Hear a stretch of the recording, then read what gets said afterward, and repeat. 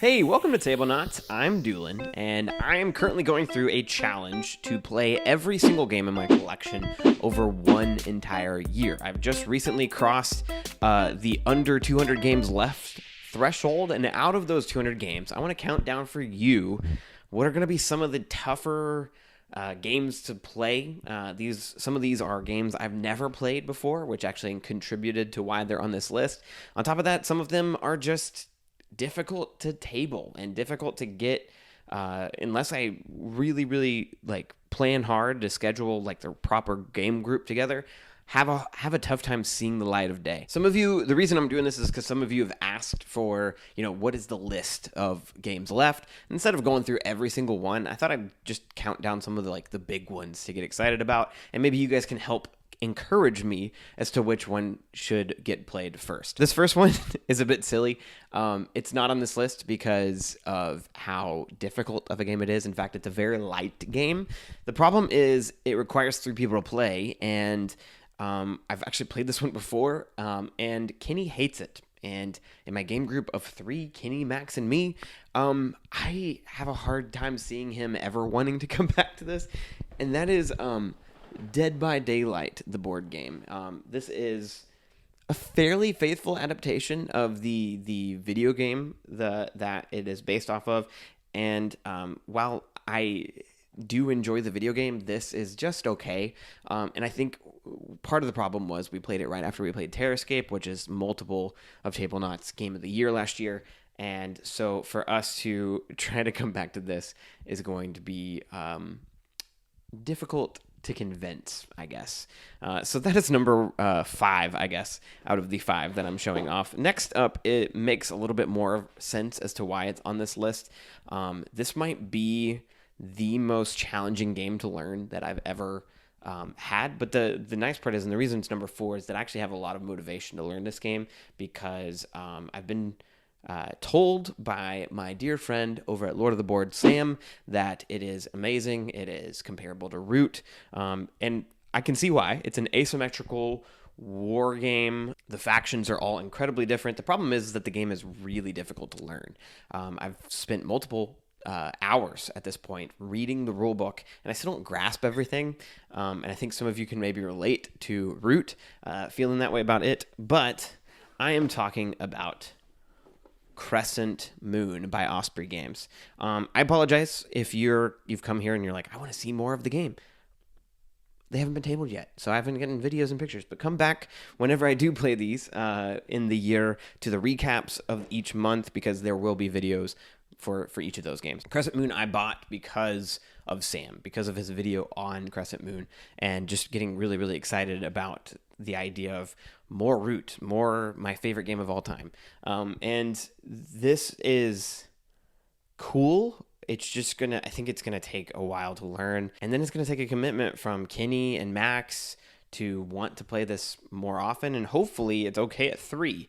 But we'll see. Maybe we can pull a 4th somewhere to play this heavier game. Next up is one that I purchased specifically because so many people had it as their favorite solo game of all time. I just know that it's going to be a bear to set up, and it's going to be a bear to learn, but I'm excited about it. And that is This War of Mine, the board game. Man, it's making awful noises every time I pick those up. But This War of Mine, the board game, is obviously based off of the video game that, and I've actually played that. I've heard that it's not necessarily like super needed to be familiar with the video game in order to play the board game and love it. In fact, some people that I've heard and seen videos of that love this have never played the video game. So I'm excited to play this. I've heard that it's got a really good story, but also just really good gameplay in general. And so I will hopefully get that tabled soon, but it's a bear. It just seems really daunting to get that played. So that's why it's not even seen the light of day yet. We have 2 left, and this next one maybe is actually number 1. But because I've played War for Arrakis with Max, it made this one seem a little less daunting. And that is, I'm going to have to go grab it, War of the Ring. So War of the Ring is obviously like the older brother to War for Arrakis. Oh my goodness, almost just dropped it. I got this used and still have not played it, but I'm excited to eventually try it. I know, obviously, it's probably the most notable game on the list that I've just brought up. And it's probably going to be my favorite of the ones on the list. But it's a long game. It's not an easy teach. It's not an easy learn. And so we've joked back and forth, Kyle, but if you're watching this, Kyle has said that, one weekend we could play this together, and he already knows the rules. So maybe that would be the best way to get this done. It's just going to be, obviously setting that up is going to be difficult. So, and then lastly, the number one game that I think will be the most difficult for me to table is simply because it is the oldest game on my shelf of shame. It's one that I collected 3 years ago, I think, and it's just set on the shelf of shame. And it's one that I've heard is really good. I know it's going to be a lot to learn.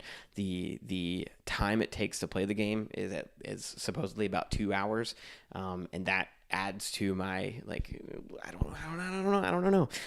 But that the game I'm talking about is the Godfather, Corleone's Empire. Some of you who have probably played this are thinking what? Why is this your one that you're worried about most? I don't know. It's set there for forever.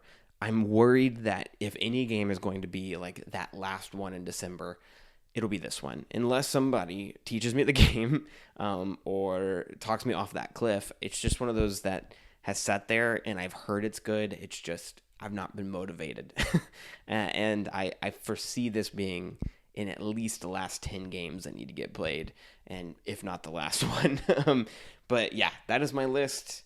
Let me know which one you think that I am overreacting to. Let me know which one that I should definitely play in the coming summer months. And if maybe you live around the Kentucky area or are going to places like Gen Con and you are like, I could help you. I could help you get one of these games off this list. Let me know, and that would be awesome. And we can maybe coordinate on that. But anyway, if you've gotten to this part of the video, thank you so much for watching. I would love it if you would consider liking and subscribing the video. It really does help us. It helps us get noticed by other people on YouTube, and it makes our audience bigger, which is obviously helpful to us. On top of that, we've actually just recently become a Noble Knight Games affiliate, and so if you don't mind giving them a check in especially using the link in the description below, if you're going to buy any games, do use that, because that would be super cool and would be a little way to support us on top of just liking and subscribing. That is it for today, and we'll see you next time. Bye.